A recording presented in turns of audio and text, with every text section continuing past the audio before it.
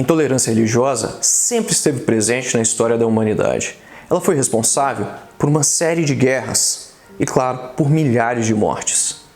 Hoje, esse grave problema é marcado por inúmeras ofensas nas redes sociais, por ataques a símbolos sagrados, por depredação de templos religiosos, por violência física e até mesmo por várias mortes.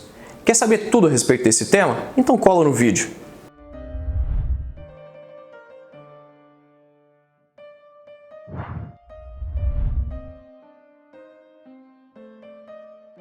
Sou o professor Dixon Cossetti, do curso Direto ao Ponto. Hoje, mais um vídeo da série Debates, aquela série em que a gente discute aqui os principais assuntos para as provas de vestibulares e para as provas de concursos públicos.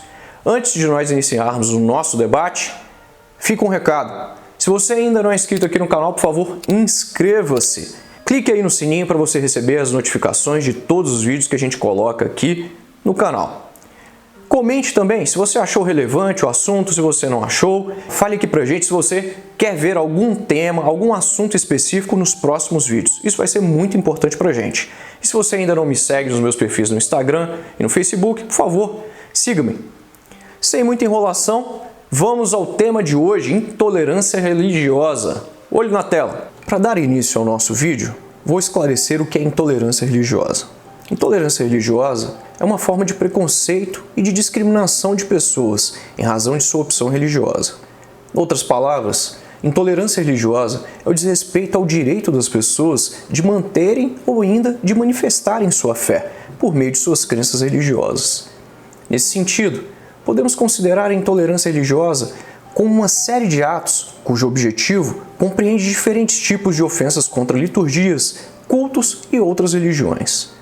Ações desse tipo, em suas formas mais graves, podem resultar em violência, como agressões físicas e depredação de templos e demais locais sagrados. Boa parte dos que praticam atos ofensivos e intolerantes é composta por pessoas de maiorias religiosas e por aquelas que carregam interpretações fanáticas a respeito dos textos sagrados. Quando falamos em intolerância religiosa, não estamos falando apenas de agressões físicas e verbais, mas também atos como profanação pública de símbolos religiosos com o objetivo de afetar pessoas daquela doutrina, destruição de locais de culto, recusa à prestação de serviços nesses locais a pessoas que não sejam da mesma fé, restrição ao acesso a locais públicos ou coletivos por conta de fatores religiosos e discriminação em razão da religião do indivíduo. Agora que já sabemos o que é intolerância religiosa, é relevante apresentar um breve histórico de intolerância no mundo. No início da era cristã, os adeptos do cristianismo foram perseguidos e mortos. A Igreja Católica, por sua vez,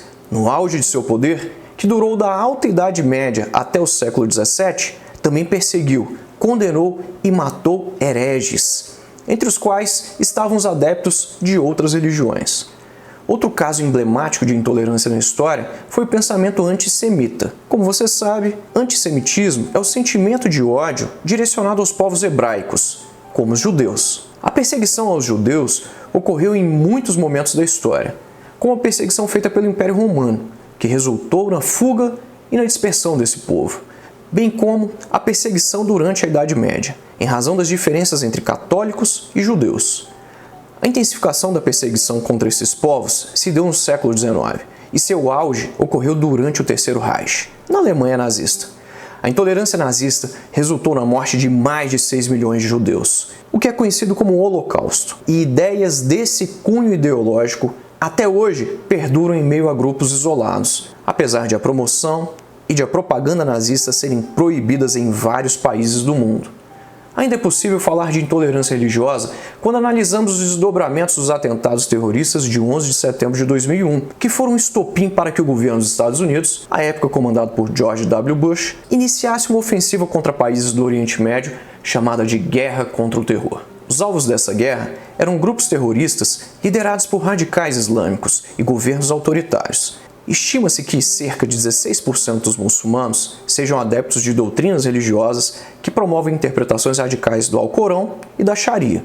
Entretanto, o resultado da guerra ao terror e dos atentados terroristas foi a promoção de um pensamento estereotipado de que o Islã promove o terrorismo, o que resultou em intolerância religiosa. E claro que isso não é verdade. Sob essa visão, devemos nos atentar para a relação entre a intolerância religiosa e a xenofobia. Como se sabe, a religião é um fator determinante na cultura de um país. Assim sendo, a intolerância religiosa é utilizada muitas vezes para atacar uma nação.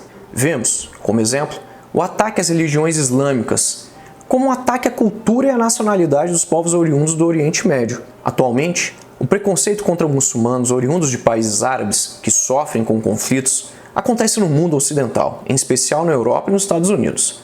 Uma das facetas de ataque a esses povos é o ataque à sua religião. O mundo vivenciou ataques terroristas comandados por islâmicos radicais, como o ataque às Torres Gêmeas em 11 de setembro de 2001, e os ataques comandados por células do Estado Islâmico a partir de 2015. Aquele grupo que se formou como base com dissidentes da Al-Qaeda. Essas experiências isoladas fizeram com que se criasse um senso comum que aponta o islamismo como fonte de radicalismo religioso e de terrorismo. Muitas vezes, quem promove esse tipo de pensamento estereotipado e preconceituoso é também um radical religioso. O objetivo maior da disseminação desse tipo de pensamento é o afastamento de estrangeiros do próprio território nacional. Já no Brasil, a intolerância religiosa manifesta-se diariamente. Vivenciamos constantes ataques contra templos, profanação de imagens religiosas, ofensas contra pessoas e discriminação no tratamento em locais públicos e estabelecimentos privados com base na doutrina professada pela pessoa. Mas esse problema não é recente. Ele data de séculos atrás aqui no Brasil. A intolerância religiosa no Brasil é iniciada com a chegada dos portugueses em 1500. Os povos nativos foram obrigados, por meio da violência, a deixar de lado seus elementos culturais, suas crenças e suas tradições. Isso em nome de uma teórica remissão dos pecados. Os índios eram catequizados e educados pelos padres jesuítas, que tinham como objetivo deixá-los mais pacíficos aos seus interesses. Vale mencionar que a população negra escravizada, vinda do continente africano, também passou por um longo processo de manipulação religiosa. Seguindo tal linha de raciocínio, podemos estabelecer que há uma origem histórica na relação entre intolerância religiosa e racismo aqui no Brasil. Vamos aos fatos. Atualmente, as vítimas da intolerância religiosa no Brasil, em geral, são adeptas de religiões de matriz africana, como o candomblé e a umbanda, embora esta última seja uma religião genuinamente brasileira. Nosso país é composto por uma maioria católica, cerca de 61% da população, que registra apenas 1,8% das denúncias de intolerância religiosa. Os protestantes, cerca de 24% da população, registram apenas 3,8% das denúncias. Já os praticantes de religiões de matriz africana, aproximadamente 1,6% da população, número que inclui todas as denominações originárias dos povos africanos que vieram para o Brasil à força, para servirem de mão de obra escrava, registram 25% das denúncias de intolerância religiosa, isto é, um número bem maior de ocorrências para um grupo religioso bem menor, o que indica um grande índice de intolerância contra essas doutrinas. Só no primeiro semestre de 2019, houve um aumento de 56% no número de denúncias de intolerância religiosa em comparação ao mesmo período do ano anterior. A maior parte dos relatos foi feita por praticantes de crenças como a Umbanda e o Candomblé.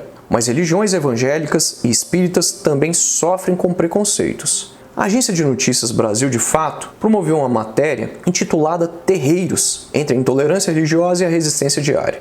O depoimento marcante de uma mãe de santo expõe o dia a dia do racismo com base na discriminação e nos atos de ofensa motivados pela religião. São as palavras da mãe de santo. A partir do momento em que o negro começa a fazer o exercício da sua religiosidade, aquilo é demonizado. E essa demonização cresce ao longo da história, simplesmente por ser uma religião preta, simplesmente por representar a ancestralidade do povo preto. O relato da mãe de santa, mulher, negra e sacerdotisa do candomblé representa uma realidade vivenciada por diferentes pessoas que seguem religiões de matriz africana no Brasil. O depoimento deixa claro que a intolerância e o racismo caminham juntos no país. Mas o que as leis brasileiras preconizam a respeito de atos de intolerância religiosa? O artigo 5º da Constituição Federal de 88 revela em seu bojo um rol de determinações a respeito da religião. Entre outras coisas, ele assegura que o Estado brasileiro é laico, o que vai ao encontro do que está expresso na Declaração Universal dos Direitos Humanos. Ele garante ser inviolável a liberdade de consciência e de crença, assegurando o livre exercício dos cultos religiosos e garantindo, na forma da lei, a proteção aos locais de culto e às suas liturgias. O artigo 5º ainda preconiza que ninguém será privado de direitos por motivo de crenças religiosas, ou de convicção filosófica, ou ainda política, salvo se as invocar para eximir-se de obrigação legal a todos imposta e recusar-se a cumprir prestação alternativa, fixada em lei. Por sua vez, o artigo 19 da Constituição Federal, inciso 1º, veda aos estados, aos municípios e à União e ao Distrito Federal o estabelecimento de cultos religiosos ou de igrejas, embaraçar-lhes o funcionamento ou manter com eles ou seus representantes relações de dependência ou aliança, ressalvado, na forma da lei, a colaboração de interesse público. Já a Lei 9.459 prevê punição para crimes de discriminação, ofensa e injúria praticados em virtude de raça, cor, etnia, procedência nacional ou religião. A referida lei prevê punição de 1 a 3 anos de reclusão e aplicação de multa para quem praticar ou incitar qualquer ato discriminatório por motivo de, entre outros, prática religiosa. No entanto, não há uma lei específica que criminalize apenas a intolerância religiosa aqui no Brasil. Sobre esse assunto, convém esclarecer o que vem a ser Estado laico. O que ele tem a ver com essa discussão? Estado laico, também conhecido como Estado secular, é aquele Estado que prevê a neutralidade em matéria confessional, não adotando nenhuma religião oficial em seu território, dando tratamento igual e isonômico a todos os tipos de doutrina. Em alguns Estados laicos, há incentivo à religiosidade e à tolerância entre os credos, enquanto outros chegam a criar leis e mecanismos para dificultar a manifestação religiosa em público. É importante ressaltar que o conceito de Estado laico não deve ser confundido com Estado ateu. Como já dito, a Constituição Federal assegura que o Brasil é um Estado laico, não adotando, portanto, religião oficial. O contrário de Estado laico é Estado religioso, também chamado de Estado confessional. O Estado religioso é aquele em que a religião interfere, em alguma medida, na sua administração, na legislação ou ainda na gestão pública. Na atualidade, está presente em especial no mundo islâmico, mas pode ser identificado também na África e na Ásia. No entanto, ao se ler o preâmbulo da Constituição da República de 88 aqui no Brasil, constata-se a existência da expressão sob a proteção de Deus. Veja na tela.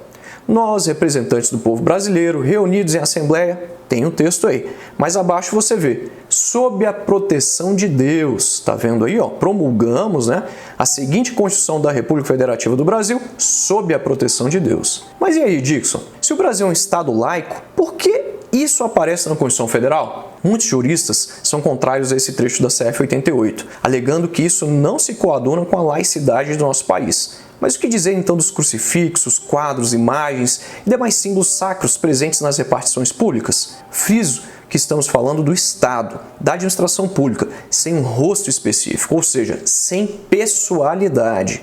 O Estado jamais pode ser pessoal, pois ele não é uma pessoa, ele é um ente. A pretexto dos crucifixos especificamente, há no STF um recurso em julgamento, no qual se discute se a fixação de símbolos religiosos em repartições públicas viola ou não princípios da laicidade do Estado brasileiro, da liberdade de crença, da impessoalidade da administração pública, entre outras coisas. Esse assunto é muito controverso. Para algumas autoridades e alguns juristas, isso viola sim a laicidade do Estado brasileiro. Para outros, a presença de símbolos religiosos em prédios públicos não colide com a laicidade do Estado brasileiro, tratando-se de reafirmação da liberdade religiosa e do respeito a aspectos culturais da sociedade brasileira.